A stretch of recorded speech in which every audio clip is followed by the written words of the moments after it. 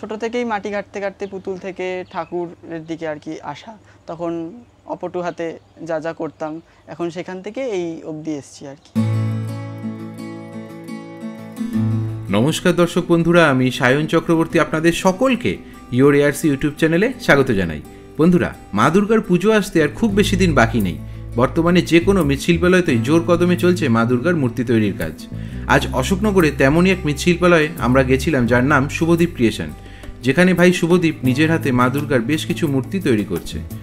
ঘুরে দেখলাম ভাই শুভদীপের ছোট্ট স্টুডিও, আর শুভদীপের মুখ থেকেই শুনে নিলাম মাটির মূর্তি তৈরি করা নিয়ে নানান কথা। আজ সব কিছুই থাকছে এই ভিডিওতে।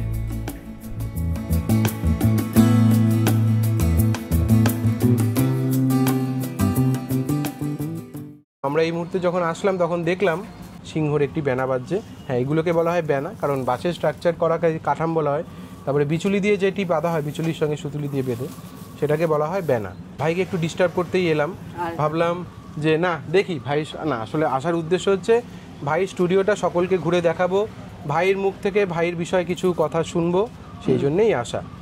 বড় বড় স্টুডিও যেগুলো আছে, মৃৎশিল্পালয় আছে, সেখানে তো সেখানকার মানুষদের গল্প প্রচুর মানুষ শুনে থাকে, কিন্তু এমনও তো অনেকে আছে যারা নতুন করে নিজের কাজ শুরু করেছে, হয়তো কয়েক বছর হয়েছে, তাদের বয়সটা যাই হোক না কেন, কিন্তু তাদেরও তো কিছু না কিছু গল্প থাকে, তাদের জীবনেও তো কোথাও না কোথাও থেকে তারা ইন্সপায়ার হয়ে থাকে। সেই কথাগুলো তো মানুষদের জানা উচিত, আমাদের সকলের জানা উচিত। তাই আজই সেরকম একটি জায়গায় এসেছি, শুভদীপের এই স্টুডিওটি খুব বেশি পুরনো নয়, আমি যতদূর জানি বছর দুয়েকের কাছাকাছি হয়েছে এই স্টুডিওটি, কিন্তু শুভদীপ ঠাকুর বানানোর কাজ শুরু করেছে তারও বেশ আগের থেকে। তো সেই বিষয়ে তো প্রথমে কিছু জিনিস শুনবো। ঠাকুর বানানোর শুরু তো মোটামুটি কম বয়স থেকেই, একদম ছোট থেকে, যখন মানে আর কি স্কুলে পড়ি, ক্লাস 4-এ যখন উঠি তখন থেকে মোটামুটি ইচ্ছে জাগলো ঠাকুর বানাবো বা মাটির কাজ করব। মাটি পুতুল বানাতাম তখন মাটি দিয়ে, তারপরে আস্তে আস্তে কালী ঠাকুর, গণেশ ঠাকুর, এরকম করতে করতে ওই আর কি শুরু আর কি। কিন্তু শুভদীপের এই বছর মা দুর্গার মূর্তির অর্ডার হয়েছে মোটামুটি এখনো পর্যন্ত কটা? 5টার মতন অর্ডার হয়েছে, তার মধ্যে একটা দমদম যাবে, আর বাদ বাকি সবই লোকালের, এখানকার বাদ বাকি লোকালে আছে। এই যে বাইরে মা দুর্গার মূর্তি এবছর একটা যাচ্ছে, এছাড়াও মা মনসার মূর্তি গেছে, গণেশ ঠাকুরের মূর্তি গেছে, কিন্তু প্রথম যখন শুরু তখন তো লোকালেই। প্রথম বছর মা দুর্গার মূর্তির অর্ডার কটা ছিল? একটা ছিল। কিন্তু শুরু তো মনে হয় মা দুর্গার মূর্তি দিয়ে নয়, শুরু তো মনে হয় অন্যান্য, শুরু সরস্বতী ঠাকুর দিয়ে শুরু হয়েছিল, সরস্বতী, লক্ষ্মী, এগুলো আস্তে আস্তে নিত আমার থেকে। তারপরে আস্তে আস্তে আমি যখন কারখানা খুললাম তখন দুর্গা ঠাকুর, কালী ঠাকুর, এসব। এখন মা কালীর মোটামুটি অর্ডার কালী পুজোর সময়তে আর কি মোটামুটি কটা থাকে তো কম বেশি? 7-8টা। আর সম্পূর্ণটা তো একা হাতে করি আমি, আরো বেশি আসে, এবার আমার নিতে পারি না, কারণ একার হাতে করি তো, এবার পেরে উঠবো না। হ্যাঁ, একা হাতে বেশি সংখ্যায় নিয়ে নেওয়া হলো, কিন্তু দেখা গেল বেশি সংখ্যায় অর্ডার নেওয়া হলো কিন্তু কোয়ালিটি মেনটেন করা গেল না, তখন বিষয়টা খুবই বাজে হয়ে যায়। শুভদীপ, এই যে মাটির মূর্তি তৈরি করছিস, তৈরি করতে গিয়ে তো বিভিন্ন রকমের স্ট্রাগল ফেস করতে হয়। প্রথম স্ট্রাগল যেটা এই মুহূর্তে থাকে, যে ঠাকুর তৈরি করতে গেলে পরে বাঁশ, কাঠ, বিচুলি, সুতুলি, এঁটেল মাটি, বেলে মাটি, রং, গয়না, বিভিন্ন জিনিসের প্রয়োজন হয়। তো এইগুলো আগে পাওয়া যতটা সহজলভ্য ছিল, এখন সময়ের সাথে সাথে কিছু জিনিস পাওয়া একটু কঠিন হয়ে দাঁড়িয়েছে। বিশেষ করে তুষ, মানে এখন তুষ পাওয়ার থেকে ধানের চিটাই পাওয়া যায় বেশি। সেই তুষ কিংবা মাটির মধ্যে যেমন ভালো কোয়ালিটির এঁটেল মাটি বা বেলে মাটি, এগুলো পেতে একটু কষ্ট হয়। তো এইগুলো জোগাড় হয় কিভাবে? মোটামুটি কাঠের ব্যবস্থা আমার বাবাকে বলে দিলে বাবা করে দেয়। বিচুলিও মোটামুটি পাওয়া যায়, চিটে পেতে একটু কষ্ট হয়, তাও যখন পাই তখন বেশি করে এনে রাখি। কিন্তু মাটি খুব মানে আর কি কষ্ট পাওয়া, বিশেষ করে বেলে মাটি ঠাকুরের। এঁটেল মাটিটা পাওয়া গেলেও বেলে মাটিটা পাওয়া খুব দুষ্কর হয়ে যায়। বেলে মাটির বিষয়টা কি হয়, বেলে মাটি বা বালি মাটি পাওয়া যায় অনেক জায়গায়, কিন্তু মাটির মূর্তি তৈরি করার জন্য যে কোয়ালিটির বালি মাটি বা বেলে মাটির প্রয়োজন হয়, সেটা সব জায়গায় পাওয়াটা সত্যি একটু কঠিন হয়ে দাঁড়িয়েছে।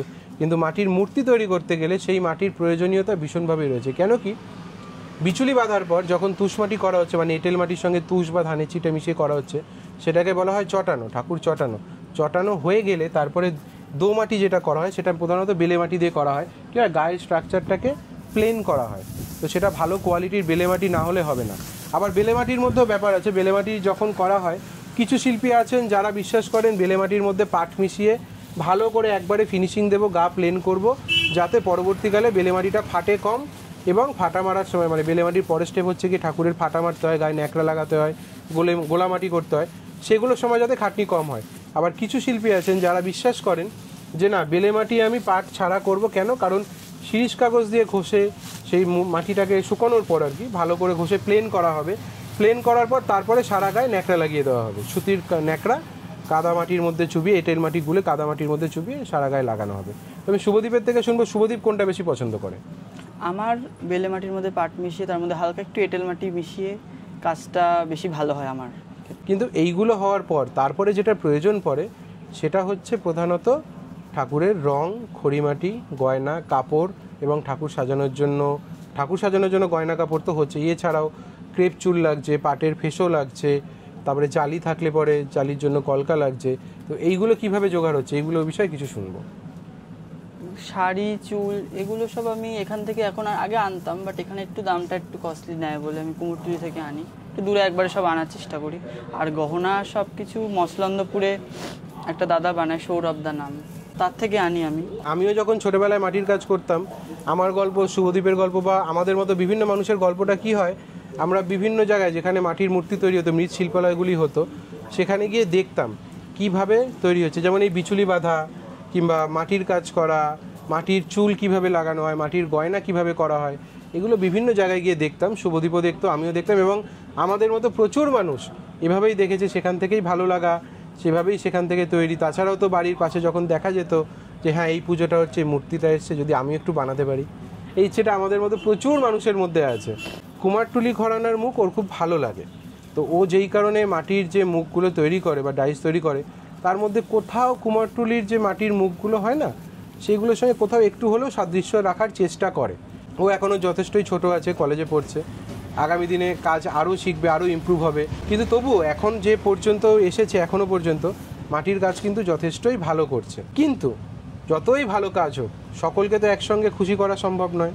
তো এখানে প্রচুর মানুষ অর্ডার দিতে আসছে, ঠাকুর নিতে আসছে, এবার ডেলিভারি দেওয়ার সময় ডেফিনেটলি কিছু মানুষ এমন থাকে এসে বলবে আমার এটা পছন্দ হয়নি, এটা এরকম হয়েছে কেন, ওটা ওরকম কেন করনি, এই কথাগুলো আশা করি ফেস করতে হয় খুব। তো এখানে সাধারণত বা প্রধানত কোন জিনিসগুলো নিয়ে মানুষের অবজেকশন বেশি থাকে?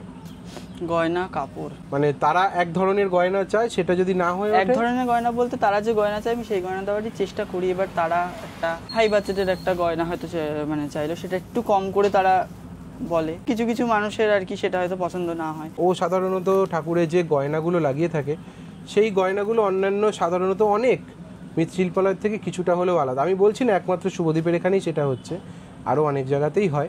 তার মধ্যেও শুভদীপ একজন যে চেষ্টা করে আর 5টা জায়গার থেকে একটু আলাদা হলেও নিজের ঠাকুরের কাজ করতে। সেগুলো আপনারা দেখলেই বুঝতে পারবেন।